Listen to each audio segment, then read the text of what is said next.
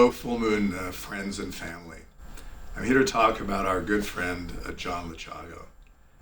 John left us way too early last week on the 22nd of July. It was such a shock. It's always sad when someone you've worked with for years passes away. But usually these people, in my experience, are older, and not that you expect it, but you sometimes think, well, they had a pretty good life. But John Lechago was 57 years old and a fantastic inspiration to all of us. He was full of energy, and even through hard times, he was, up in spirit. I really felt I had to say something about John because I just thought he was unique in so many ways.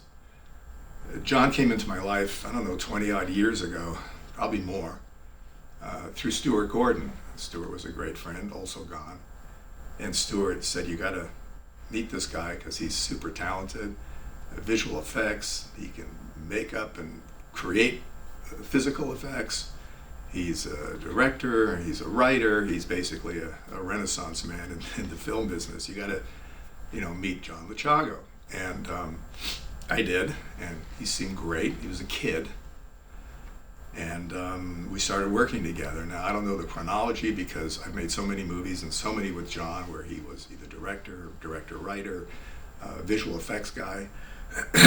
But we started working together, and I think we eventually, after some visual effects work, we did KILLJOY. It was sort of the resurrection of KILLJOY.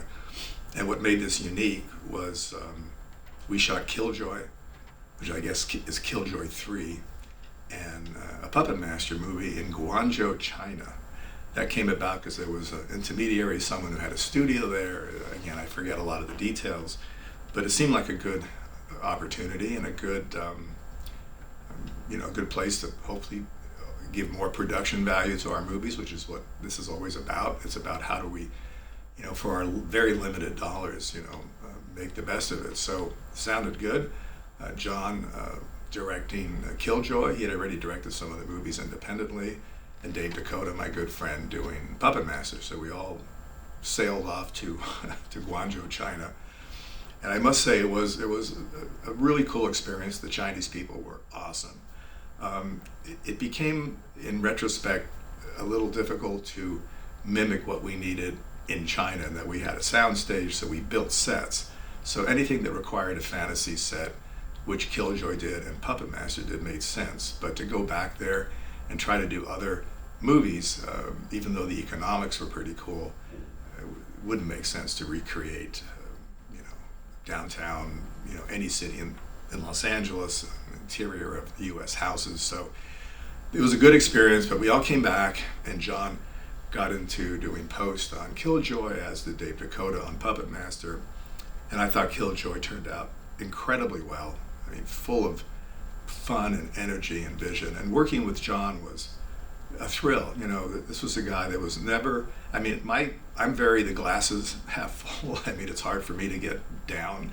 And John was very much the same. Even during difficult moments, we kind of laughed and moved on. And that began, I guess, a 20-year relationship, probably more, if my math is off, with the great John Lechago, who also went off and did these micro-budgeted films. Micro as in even less expensive than Full Moon, and I guess we do very small budgeted movies. But, his talent and what he was able to do was sort of remarkable. And then, I didn't realize this at the time, John became very close to a woman that he worked with in Guangzhou, Wing Yi, and somehow, all of a sudden, I heard, oh, she's coming to the States and they're getting married.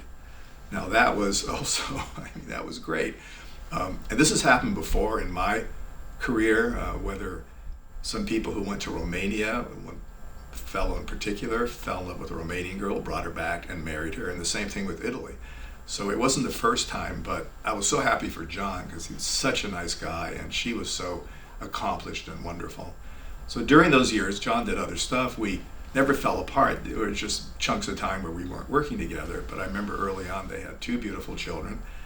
And John would come with these two little kids, almost babies, to our offices at Raleigh Studios. And, you know, they'd play around with Nakai, who was my assistant, still is today. And, you know, she would have them on her knee and they'd be typing. You know, they're little kids.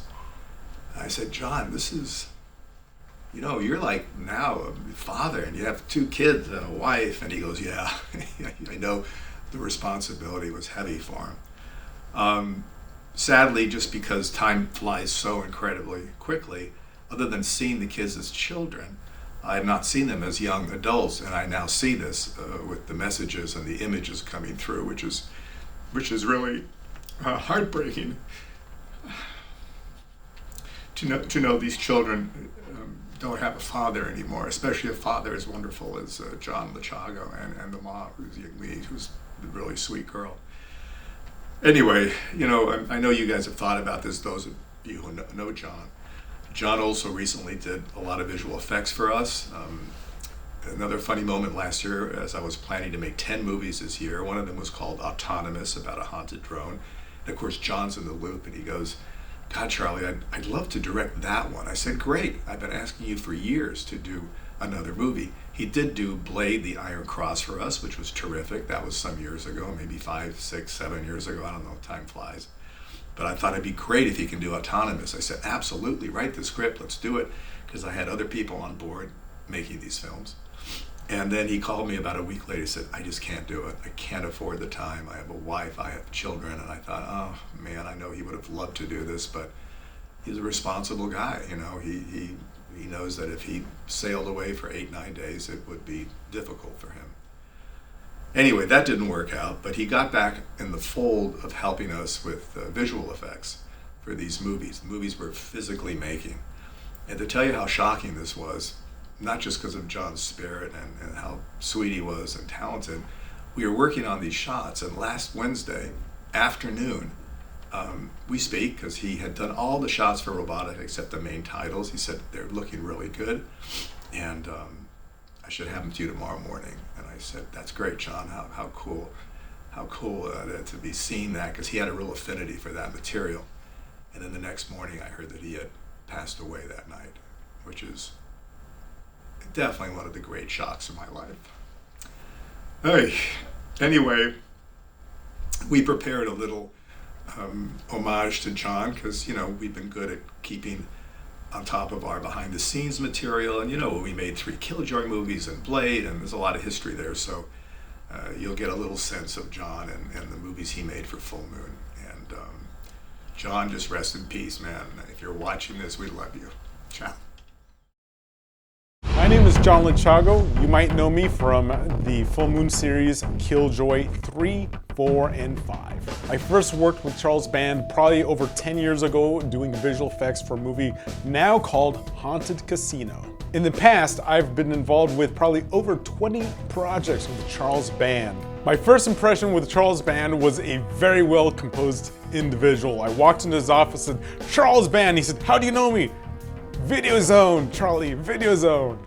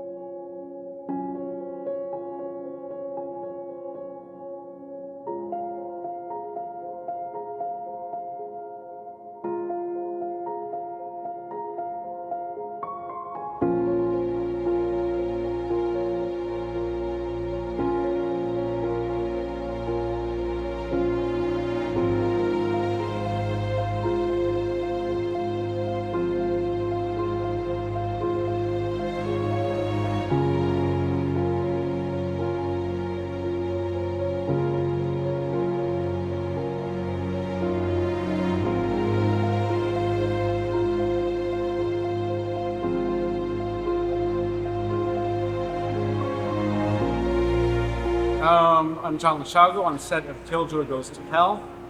We are in hell right now with more than just one sense.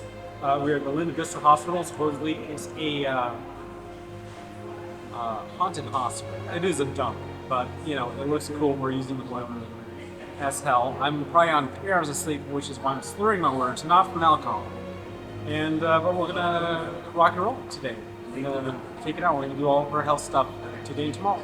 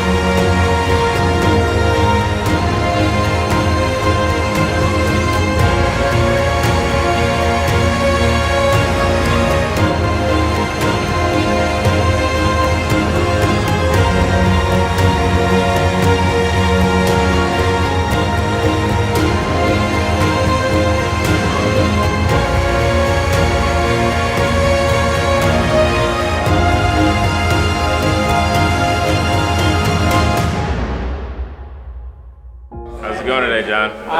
It's going great. Everyone's really tired. Footage looks awesome though, so I'm very happy about that.